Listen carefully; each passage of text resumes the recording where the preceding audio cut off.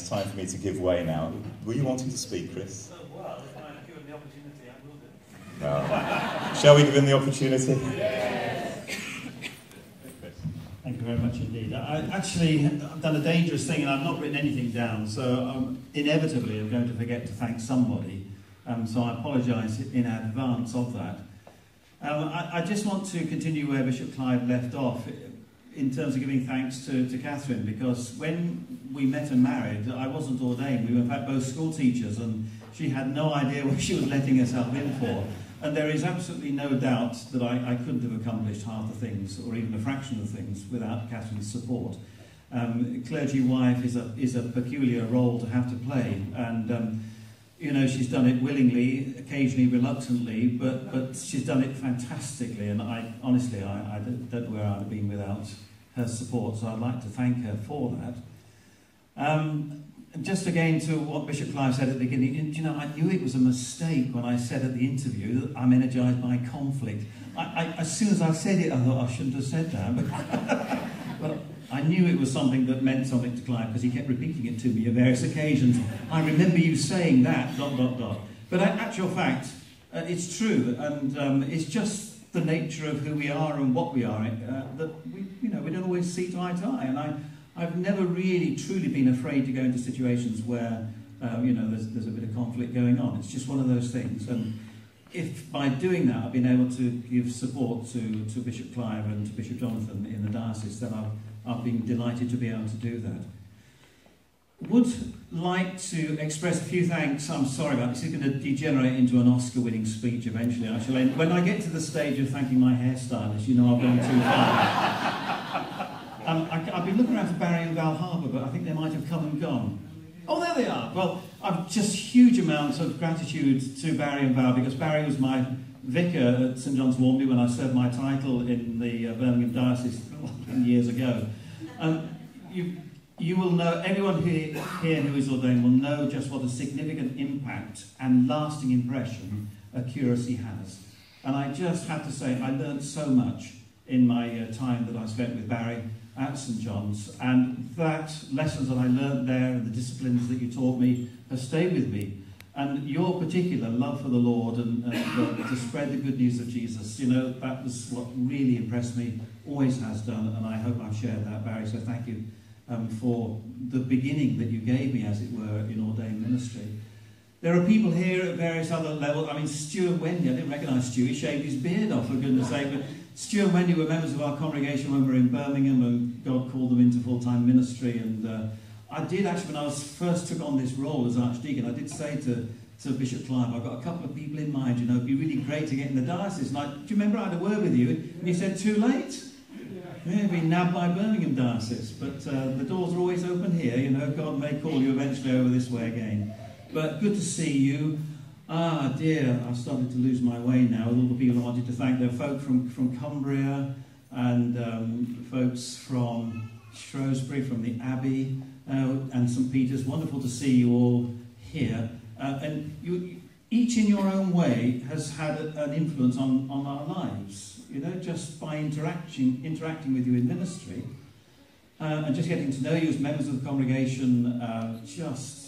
We're blessed really to have known you over the years, and we'll continue to know you. And I'm grateful that you've turned up here, as I said earlier, this afternoon. Would like to express my thanks to Bishop Jonathan. It's a very strange thing. Oh, Duncan, I knew Duncan about. Duncan was my curate. I've been when I came down to Lichfield, there was Duncan, so it was good to meet up with Duncan again. So, but you're stalking me, but you beat me to retirement. So, just taking one look at you, I know you can, you know, recommend him retirement. Bishop Jonathan, it's very interesting. You change in role when you're vicar. You know, kind of the buck almost stops with you, just about.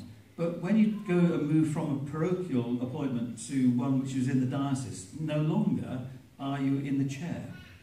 And there's a significant amount of readjustment that has to be done in terms of understanding the dynamic of a team. And it's been my great privilege to work in this diocese with the senior staff team, which is headed by Bishop Jonathan. Bishop Jonathan has built around him a fantastic team of people. I have to say that because he was very kind to invite me to become part of that team, but it's been a privilege. The team has changed, as it does, inevitably, and is doing so even as I speak now. But actually working together in the staff meeting has been really a very interesting experience. One has had to learn, as Bishop Clive said, to hold my tongue from time to time, but my body language usually gives it away, and muttered words under the breath. But Bishop Jonathan, it's been a real privilege working with you and with Julie. I don't think Jonathan Hill is here today, but I think I would like to say that this diocese is so fortunate in having Jonathan Hill as its Director of Finance. When I took this job on, I was asked if I would become involved in the finance side of things, which I can't really say got me as excited or as energised as conflict, but actually I have to say that over the years I've really enjoyed working alongside Jonathan Hill, John Naylor, and before him Peter Sharp, Chair of the Board of Finance, and others. It's been really interesting. The finances are such a wonderful thing because they're a God-given resource to us, and we can use them as good stewards wisely and carefully. And that sometimes means making various difficult decisions. But I've really enjoyed working with Jonathan Hill, and I've enjoyed working with Julie Jones as well, because if you ever want to meet somebody who's full of life and full of joy and full of enthusiasm and full of energy and vision, Julie's your person. Julie's been a great privilege to work alongside with you as well. I could go on, this is what I'm saying, you know, but Chris and Elaine Lively, to see Chris here, I mean, when we first met up, Clive, Chris and myself, meeting at, what was that place that we met, that hotel? Patsall Park. See, I can't remember these things anymore. It's Patsall Park was always great fun because it was an interesting and exciting day, but the three of us really got on well together. Chris and I are very, very similar in all sorts of ways. We might have our differences in others. I'm looking around, where are you, mate? Here he is. Yes, right at the back, hiding behind the curtain. Nice to be in this place, isn't it, Chris? But Chris and I are very, very similar in terms of our personalities. So when we start to talk, it was like a game of tennis, and Clive's head was going like this, like this, like this, like this, as we just had our little go at each other, didn't we? Then it would all end, you know, nice and friendly. Then Clive would just come in with one sentence and sum it all up. Well, what's that all been about? We have really worked well as a team of three, and I've actually really enjoyed that. I'm going to say something on behalf of Catherine, because Catherine, for the first time in our, not in our married life, but in my ordained existence of married life, had an opportunity to choose where to worship, and normally she has to, 2,290 sermons means she must have sat through about 2,989 of them. But she could choose where to worship, and this church here has been very warm and welcoming to her, and myself and I have been able to get here. Treated us just like ordinary people, which has been liberating and very refreshing. So we're very, very grateful for the welcome that we've both received here. Okay, looking around the room, well, if I've missed you, I am so sorry, but what? Family? Oh, yeah, okay. Yeah, my family in the front. I managed to put my twins' grandchildren to sleep in the sermon, but they're woken up now. But my three sons, their children, their wives and their girlfriends, and it's good to have them around, and particularly on this occasion, because they've had to suffer over the years with me being out and not around when I needed to be as a father. So thank you very much for your support. Okay, anybody else? Anybody else, Sue? Have I missed anybody else? Catherine, have I missed anybody else? Oh, wind up. Okay. Yeah, I've had that one. Oh, thank you very much indeed. Yes. Oh, how can I forget Claire, my wonderful PA? I tell you what, whoever takes over this job from me is inheriting, I think, an absolute piece of gold. One of my first things I did when I was appointed was to have the privilege of choosing a PA, and honestly, I couldn't have chosen better. She's absolutely fantastic. I really could not have done half the things that I've done without Claire.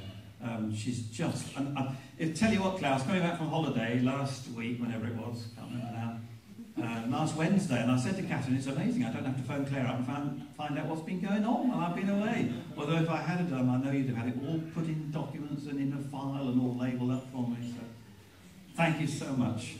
for all that you've done and will continue to do in serving the Archdeacon. That's it. Is there any more? There's lots of cake. Chris? Oh, sorry. Just one or two people who also would like to say a word. Oh, really? So we're not going to give you the last word, I'm afraid. But thank you very much. Chris? It's going to be very brief because Chris said it himself really in his talk, but Chris hasn't just been the Archdeacon of Walsall, he's been the Vice Chairman of the Diocesan Board of Finance. And yes, it does sound dull and boring, but it's so important that we've had someone else, other than myself, really representing Bishop staff, things like the Finance Committee, the Investments Committee. The thing that I'm particularly grateful for is Chris came with me and Bishop Jonathan when we go through our biannual grilling by the church commissioners, and those meetings stay in my mind. Chris's ability to remember things, to summarise, encapsulate, and sell, frankly, to the church commissioners that those times were really helpful. We genuinely, Chris, are going to miss that input, and I'm personally very, very sorry indeed that you're going, but you've been a fantastic colleague to the Diocesan Board of Finance, and I do come with Jonathan's very best wishes of what you said. So thank you very much for that.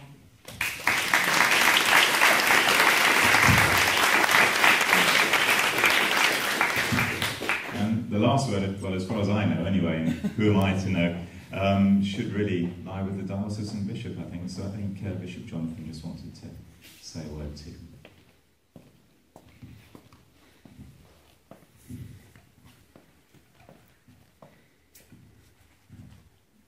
Thank you very much. I'll be glad to hear that others have said nearly everything I was going to say.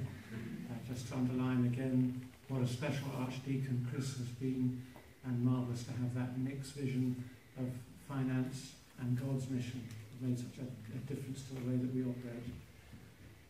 The other side of things, of course, as people have said, how do all our different personalities gel together on a team? That's a hugely important bit of chemistry, and it's not always easy to get it right.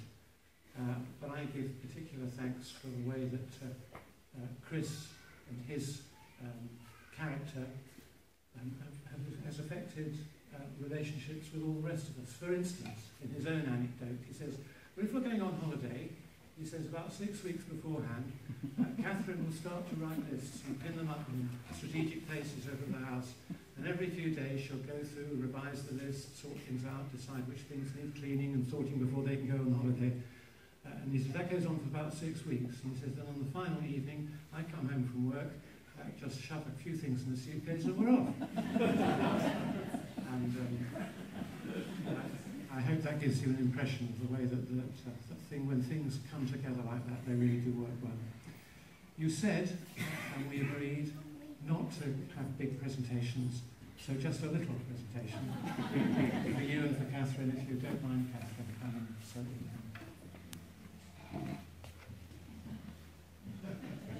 humour me just this once more.